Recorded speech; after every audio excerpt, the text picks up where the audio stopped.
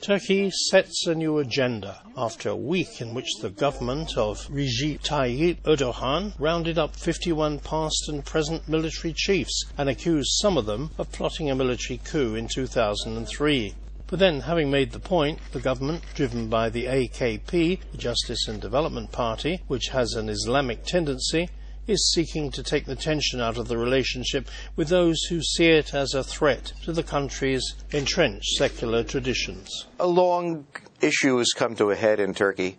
The army and former military officers are filled with secularists, people who are committed to the dream of Kemal Atatürk, the founder of the Turkish Republic, who want to protect a secular state.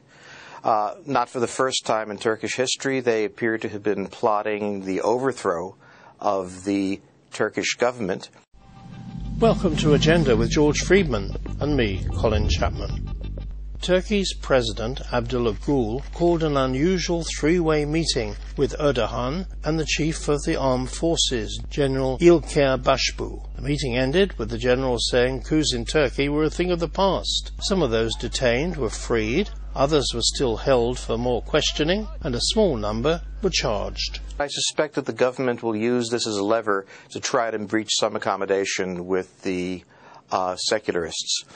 Look, the secularists understand that the government of Prime Minister Erdogan is in place, it is democratically elected, and it's not likely to be easily unseated. The Islamists in that government are aware that there's a tradition in the Turkish army of secularism that is very powerful, and they have to reach an accommodation with them. This is actually an opportunity for the two sides to sit down and reach an understanding in which these officers are let go, in effect, and the government itself agrees to respect certain dimensions of secularism.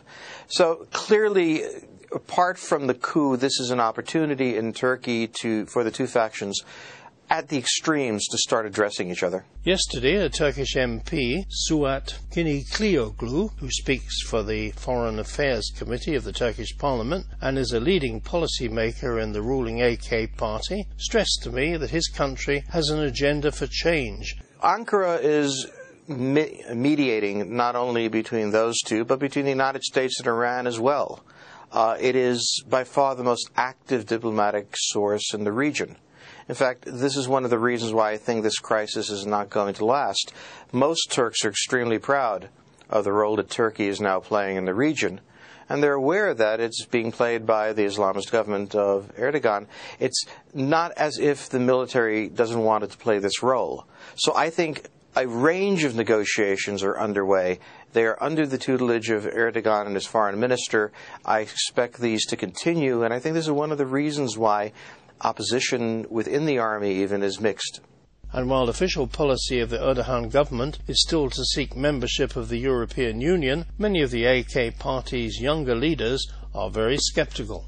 There was a time when Turkey saw membership in Europe as an affirmation of its modernization. I don't think the Turks any longer, by and large, look at Europe that way. The older generation may. Some of the secularists may want membership in Europe because it would guarantee some of their secular values and some of their secular institutions. But on the whole, Europe right now is simply not a very attractive place to go. And given the fact that they're not likely to let the Turks in anyway, I think there's a growing mutual understanding that Europe is not something they need to join, and the Europeans don't want them. And it's not just the negativity of people like France's Nicolas Sarkozy that's driving this opinion shift. Many younger leaders argue the strength of Turkey's economy and its rising international status will enable it to stand tall in an area of the world it once dominated with the Ottoman Empire. This is not an optical illusion. Turkey is standing taller. Turkey is a substantial power in the region. And when compared to the EU members in the region, such as Greece, there is no comparison. You know, very frankly, the old relationship between Turkey and Europe is gone on both sides, and Turkey, I would suspect, is well done with it. George Friedman.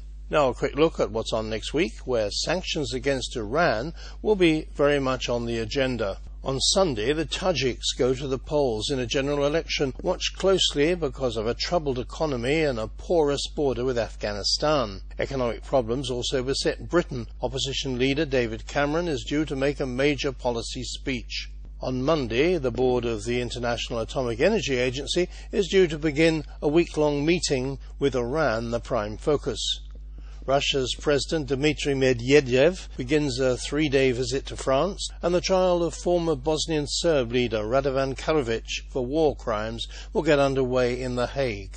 On Wednesday, the European Commission will present its new strategy to rekindle Europe's fragile economic recovery, while Trade Commissioner Karel de Gucht will be in Delhi discussing a free trade agreement with India. President Jacob Zuma of South Africa begins a 3-day visit to London. On Thursday, the presidents of the two sides in Cyprus will be meeting to try and reconcile the long-standing differences on the divided Mediterranean island.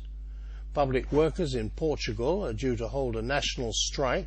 And on Friday, the governors of the European Central Bank will meet to decide whether to change interest rates in the wake of last week's move by the Fed.